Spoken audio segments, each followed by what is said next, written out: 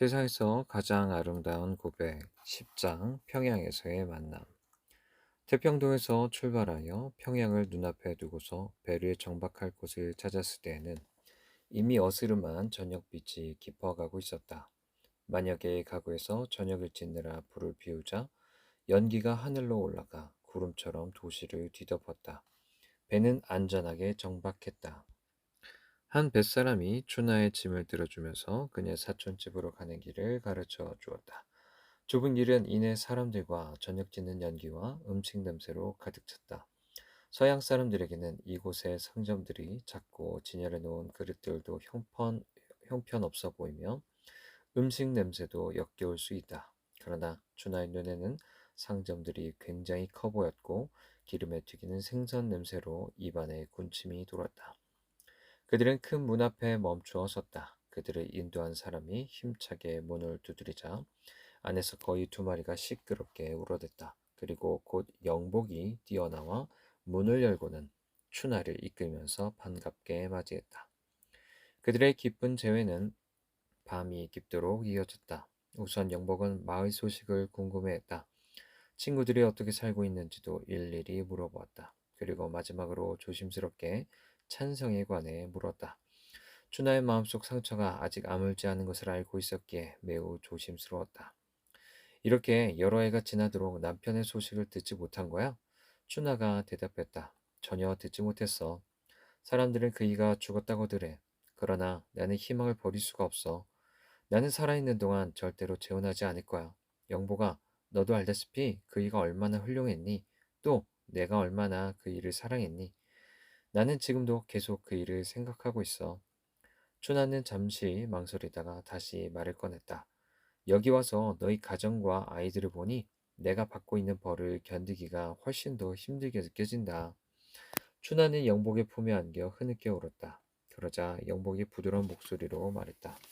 춘하야, 내게 하고 싶은 말이 있어. 내가 우리 가정과 아이들이 행복해 보인다고 했지? 맞아, 그건 사실이야. 그런데 너와 나누고 싶은 더 큰 복이 있단다? 평양에 와서 살면서 나는 예수님을 믿는 것에 관해 배웠어. 그로 인해 지금 내가 얼마나 행복해졌는지 이유로 말할 수 없을 정도란다. 아마 너는 모를 거야.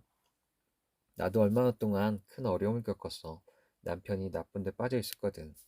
남편은 도박으로 재산의 절반을 잃어버렸어. 때로는 술에 잔뜩 취해 늦게 집에 들어오고 나를 때리고 아예 몇 날 며칠을 집에 들어오지 않기도 했지. 모든 상황이 나빠지기만 했어. 계속 이렇게 가다가는 어떻게 될지도 모르겠구나 싶더라.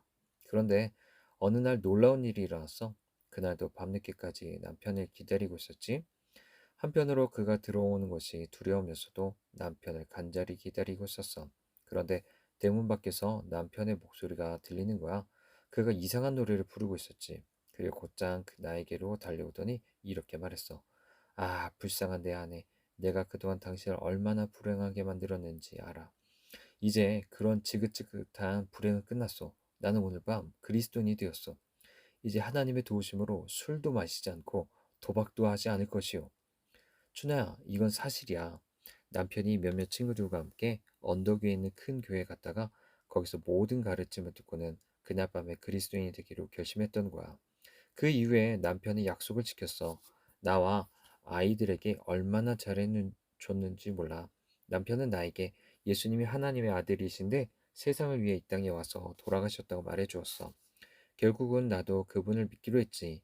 춘아야, 놀랍지 않니? 춘아야, 너도 그분을 믿어야만 한단다. 춘하는 깊은 감동을 받았다. 나는 내가 그리스도인이 되어서 기뻐. 하지만 내가 그리스도인이 되는 것은 두렵단다. 나는 시아버지에게 남은 유일한 식구야. 아버님은 내가 예수 믿는 것을 결코 허락하지 않으실 거야. 영복은 그 문제에 대해 더는 강요하지 않았다. 아무튼 나와 함께 교회와 학교를 보러 가자. 영복의 말에 춘하는 그래, 나도 가보고 싶어 라고 대답했다. 그 다음 며칠 동안 춘하는 기쁘고도 즐거운 나날을 보냈다. 영복과 함께 상점에도 들르고 시장에도 갔다. 그리고 도지사 관사 앞 있는 세 개의 큰 문도 보았다. 어느 날 두 사람은 서문 밖에 있는 병원과 여학교를 방문했다. 춘하는 자신의 눈앞에 펼쳐진 모든 광경이 놀랍기만 했다. 특히 선교사들의 집과 풀밭에서 놀고 있는 외국 아이들이 춘하의 관심을 끌었다. 영복이 물었다. 춘하야, 선교사님 댁에 방문해 보지 않을래? 내가? 춘하가 소리쳤다. 가능하다면 정말 가보고 싶은데. 그래야 두 사람은 그날 오후에 소안리언 선교사의 집을 방문하기로 했다. 나는 외국 여자들도 모두 알고 있어. 그런데 오늘은 소 목사님 댁에 가자. 소 목사님 댁에 아이들이 가장 많거든. 영복은 자랑스럽게 설명했다. 아름다운 집이었다. 앞마당에는 온통 꽃들이 가득했다.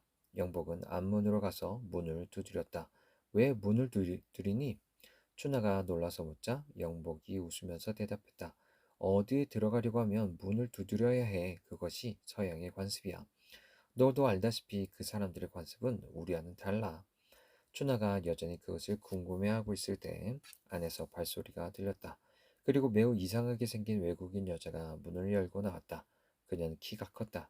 영복 씨, 다시 만나서 기뻐요. 자, 들어와요. 그들은 좁은 복도를 지나 이상한 물건들로 가득 찬 큰 방으로 들어갔다. 춘하는 당황스러웠다. 영복이 외국 여인과 나눈 대화를 전혀 이해할 수 없었다. 잠시 후 외국 여인이 춘하에게 웃으면서 말을 걸었다. 강상류에서 온 영복 씨 친구죠? 배를 타고 여기까지 왔다면서요? 영복 씨가 이야기해 주었어요. 이렇게 우리 집에도 와줘서 기뻐요. 처음에 춘하는 너무나 낯설어서 더듬거리며 고맙습니다 라고만 대답했다. 그러나 소알련 선교사의 아내는 영복처럼 다정하게 춘하를 불러 그녀를 편하게 해주었다.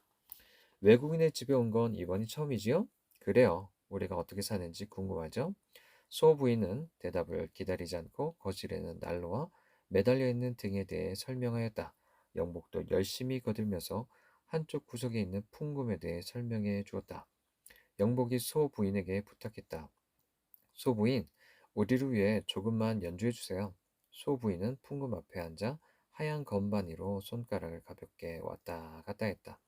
춘하는 그녀가 연주하는 음악을 거의 이해할 수 없었다. 그저 가볍게 움직이는 손가락에 관심이 갔다. 그 다음에 그들은 식당으로 자리를 옮겼다. 찬장 안에는 하얀 접시들이 가득했고 방 한가운데는 긴 식탁이 놓여 있었다.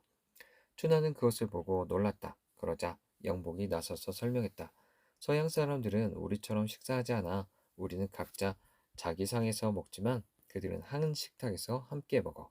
심지어 아내와 아이들도 함께 말이야.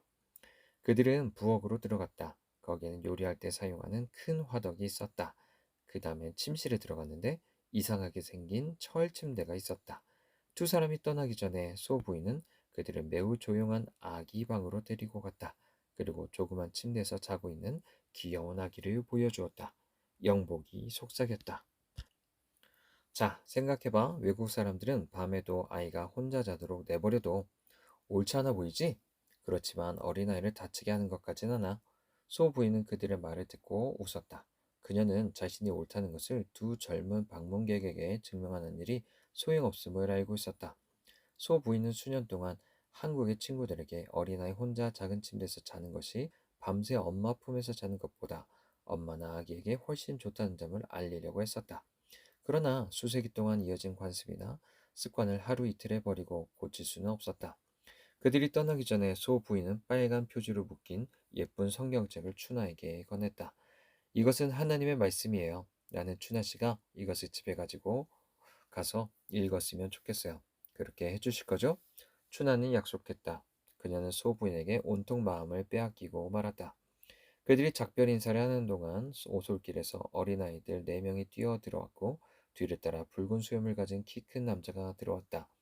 이 아이들 중 3명이 우리 아이들이에요. 지금 학교에서 돌아오는 길이죠. 한 아이는 아직 학교에 갈 나이가 안 돼서 지금 방일양 선교사님 댁에서 놀고 있어요. 아이들이 방으로 들어가려고 하자 소 부인은 그들에게 외국어로 뭐라고 말했다. 그러자 아이들이 한 사람씩 앞으로 나와 웃고 있는 추나와 영복에게 뛰어난 한국말 솜씨로 인사했다. 키 큰 남자가 들어오자 소 부인은 이분이 소 목사님이에요 라고 소개했다.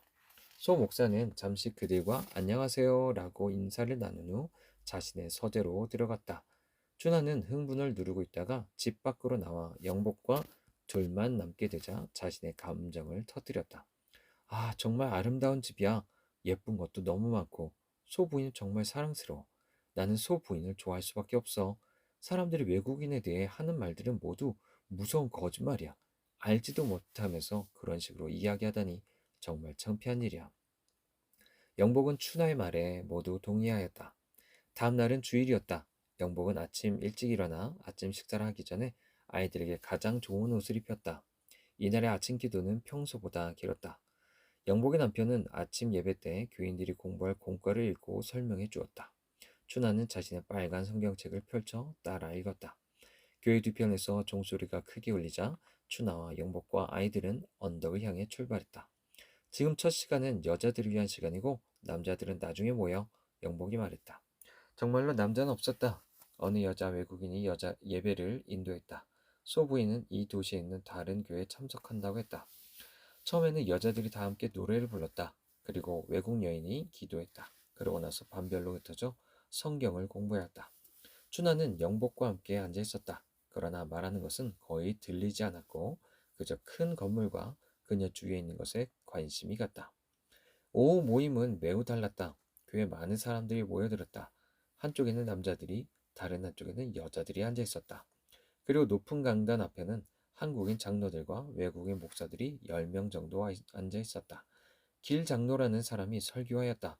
영복은 춘하에게 그가 지금은 조사인데 곧 신학교를 졸업하면 이 교회의 담임 목사님이 될 것이라고 말해주었다. 설교를 하기 전에 외국인 목사들 중에 한 사람이 앞으로 나와 찬송을 인도했다. 목소리가 너무나 아름다웠다. 마치 트럼펫 소리처럼 그의 목소리가 교회 안에 울렸다. 예수 사랑하심을 성경에서 배웠네. 사람들이 노래를 얼마나 아름답게 부르는지 나이 든 사람이나 젊은 사람이나 학생이나 할 것 없이 그들의 목을 타고 흘러나오는 천여 개의 소리가 아름다운 화음을 이루었다. 나의 사랑하심, 나의 사랑하심, 나의 사랑하심 성경에 써있네. 비록 대부분이 춘하에게는 낯설고 이해할 수 없는 것이었지만 길 장로의 설교는 매우 흥미로웠다. 길 장로는 단순한 이야기를 많이 했다. 사람들은 그의 설교를 들으면서 웃기도 하고 울기도 하였다. 하나님은 좋은 분이십니다. 그분의 사랑은 우리를 낳아주신 아버지의 사랑보다 큽니다. 그분은 자신의 모든 자녀들을 사랑하십니다.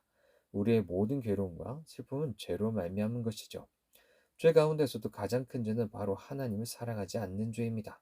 그러나 하나님은 여전히 사람들을 사랑하십니다. 그래서 자신의 아들 예수 그리스도를 보내 그로 하여금 사람들을 대신해 죽게 하셨습니다. 하나님은 예수님을 믿는 자들의 모든 죄를 용서하고 그들에게 복을 베푸실 것입니다. 춘하는 길 장로의 말 한마디 한마디가 마음에 쏙쏙 들어왔고 그가 말하는 아버지의 사랑이 누구보다 절실하게 이해되었다.